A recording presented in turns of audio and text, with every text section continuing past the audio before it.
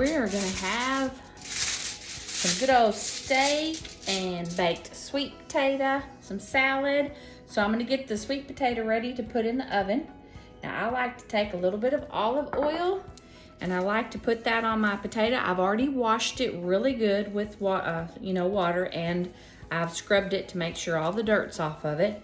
And then I like to just kind of rub some olive oil on the peel, because I do eat some of the peel, because that's where all the good stuff is. So I like it, that olive oil kind of helps it to crisp up, and it's really good. So I'm gonna get that ready, fold our foil up, and I just kind of fold it over a few times, pull up the sides. And then I don't like to poke a hole in it, because when you poke a hole in it, it lets steam out. So I just like to leave mine whole without any holes poked in it. So I'm gonna put this in the oven at like 425, and it's gonna cook for probably about 45 minutes or so. So now I'm getting our steaks ready. There's really not a lot you have to do to them, and you really don't have to do this. This is just personal preference for me. I'm gonna put a little bit of salt and pepper on them. And I want you to take notice of these beautiful steaks. Okay, these are 2 New York strips. We got some beef recently from a friend of ours that raises cattle. And oh my goodness, we've had brisket, we've had roast, hamburger, and this is the best beef probably I've ever tasted. I forgot how flavorful beef can be just on its own. We're gonna, got a little bit much there. We're gonna grill these. So I'm gonna put a little bit of avocado oil, some salt, pepper. Again, this is personal preference. You don't really have to do anything. You can just leave them like this and they are perfect.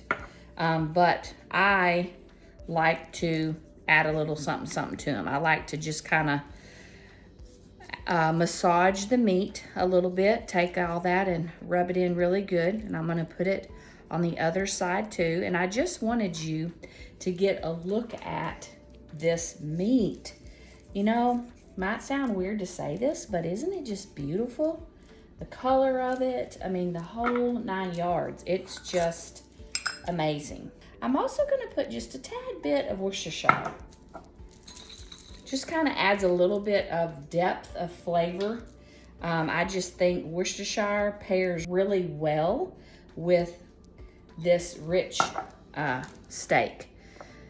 So I'm not gonna let it sit for long, probably about 30 minutes or so. I'm just gonna kind of, I just put the potatoes in and Kyle hasn't even started the grill yet. So I'm just gonna like I said, massage that in. Okay, and then I'm just gonna let this sit at room temperature, because I've had it in the fridge, and anytime you cook your meat, you always wanna start with it at room temperature, because if you don't, then it doesn't cook as even or as well, because if it's really cold and you throw it on that hot heat, it's gonna take it a while to come down. So if it starts room temperature, it's gonna start out cooking even, and that's what we want. Okay, so meat that looks this good, okay, we don't want to mess it up. Here I am making up some homemade ranch. This is so simple to make. There's just mayonnaise, some sour cream, some fresh garlic, onion powder, salt, pepper, and some dill. And we're just gonna mix this up really good and have fresh ranch dressing for our salad tonight. Here is our ranch dressing, all mixed up. Now, I forgot to tell you that I added some milk. You have to add some milk to that, okay, or it's like a dip.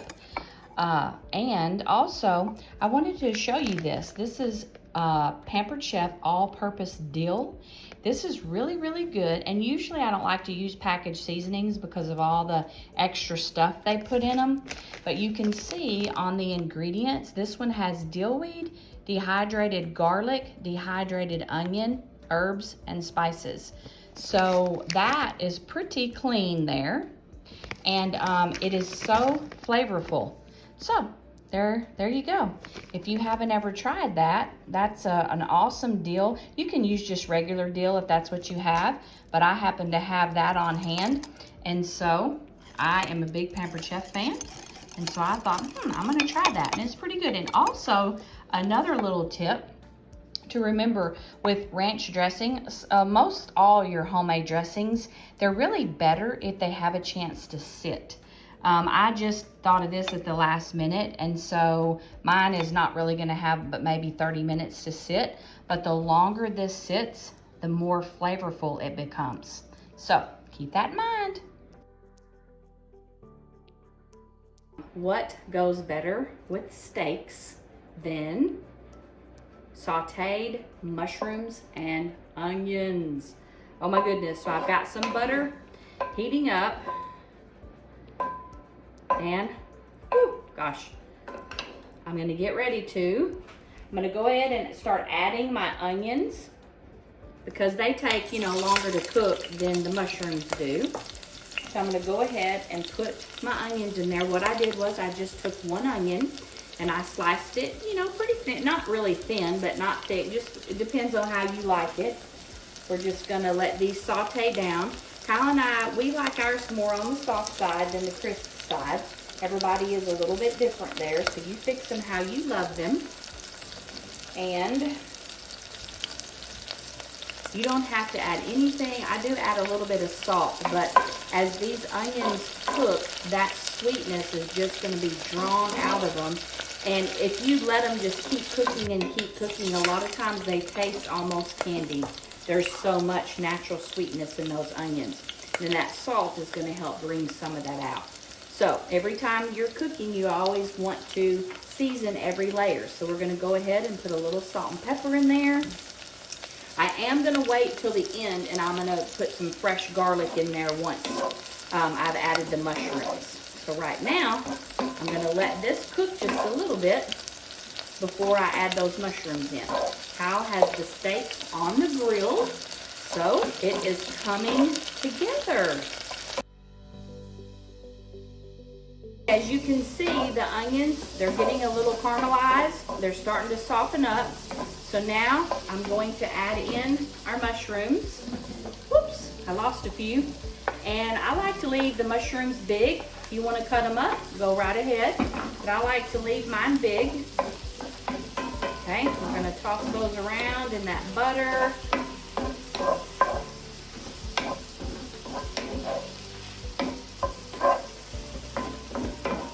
Oh my goodness, I wish you could smell this. There's so many times when I'm cooking, I really wish I could share this with you. I wish you could sit down and I could fix you a plate. Okay, so a little bit more salt. Seems like a lot, but if you've ever cooked mushrooms kind of take a lot of salt. A little bit more pepper. Now we're going to put the fresh garlic, okay? Here's the garlic press. We're gonna load it up. We're gonna go ahead and press that garlic right down in there, okay? Now, let's go ahead and get this stirred up good. One thing to remember, whenever you add fresh garlic, or even garlic powder for that matter, when you add that to your, whatever you're cooking, like say over the fire, over on a stovetop, okay? Not like in the oven or whatever, but when you're cooking it on the stovetop, if you're sauteing it or, making scrambled eggs, whatever you're doing, when you add in your garlic, you want to keep moving it around, and you never want it, when you just put it in the skillet like with oil or whatever, that's fine, but you want to move it around and watch it, because garlic will burn very, very quickly. And once it burns, you cannot use it, because you might think, oh, it's not bad.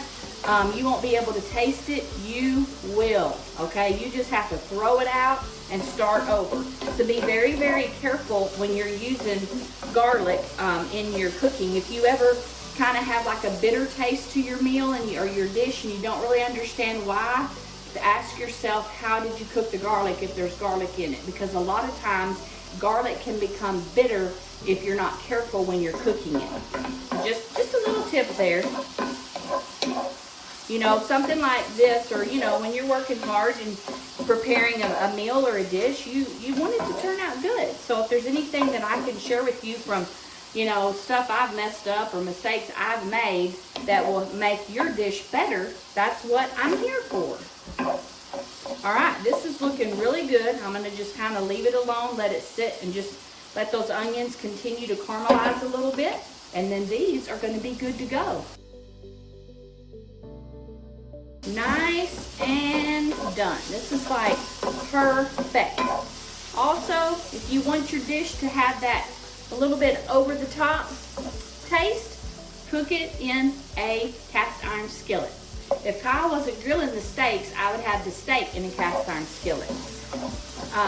But yes, even just your sauteing your mushrooms and your onions, they just turn out so much better in a cast iron skillet. These are done. I'm going to turn the burner off. These, I'm just going to kind of let them sit here for a minute because the steak should be almost ready. I don't know if you've seen my grocery haul yet. I have made a little trip to Sam's and I did a grocery haul video. And in that, you will see that I had bought some romaine. So there were like 4 or 5 heads of romaine in there. So I just finished washing about 3 of them in my salad spinner, and I just wanted to give you or show you a little tip that I do. I get it good and clean and I let it dry, you know, a little bit before I put it in the baggie, but there's no way to get all the moisture off of it. So what I do is, on one side, I take a paper towel and I lay the paper towel in there, close the baggie up, and then when I put it in the refrigerator in my produce drawer, I'm going to turn it over like that so that all the moisture is going to be drawn to this paper towel and it's not going to stay on my lettuce leaves. So this really helps with it lasting longer. I've done it with and I've done it without, and every time I add the paper towel, it always lasts longer for me. So again, just a little tip.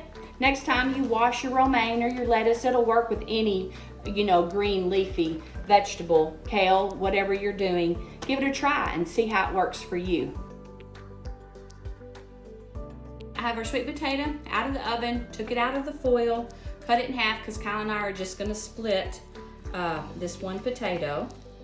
So it's nice and done. Just going to kind of break it up a little bit. And then I am going to use some ghee butter. Okay, I'm going to put us just a tad bit of butter on there.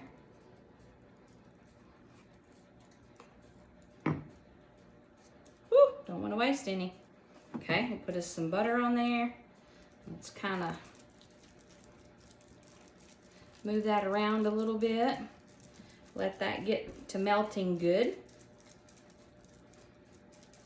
Ghee butter is just a clarified butter. It's just more of just the pure fat without the other things added to it. It's just good butter. Okay, now I'm also, instead of using brown sugar, I'm going to do just a tad bit of date syrup. This is so good. Good for you too. So doesn't take much. These sweet potatoes are sweet enough on their own. Woo, just a little bit of something extra to make it feel a little special. We're gonna do just a tad of that. And then, let me get this fork out of the way. I'm gonna add a little bit of cinnamon. I've told you before, I throw cinnamon everywhere I can throw it, and this is a really good landing spot for it. Sweet potatoes and cinnamon were made for each other. So I'm gonna put that there, okay? Now, I'm just gonna get everything else together because our sweet potatoes are ready. I just did a really simple salad tonight with this steak. You really don't need a lot, so I just did some romaine lettuce, some little cherry tomatoes, grape tomatoes actually that are cut up. Look at our beautiful steaks. Woo, I don't even know if that's gonna fit on there. Yeah, it will. Let's put this one right here. All right, look at that.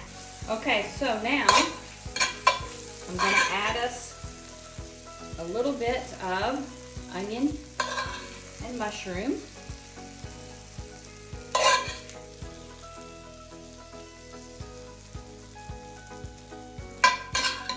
I don't know about you, but my mouth is watery. Oh my gosh. Okay, now the icing on the cake. Okay, we're just gonna drizzle a little bit of this ranch dressing on here.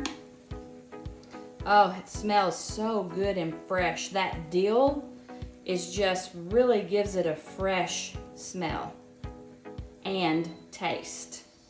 Okay.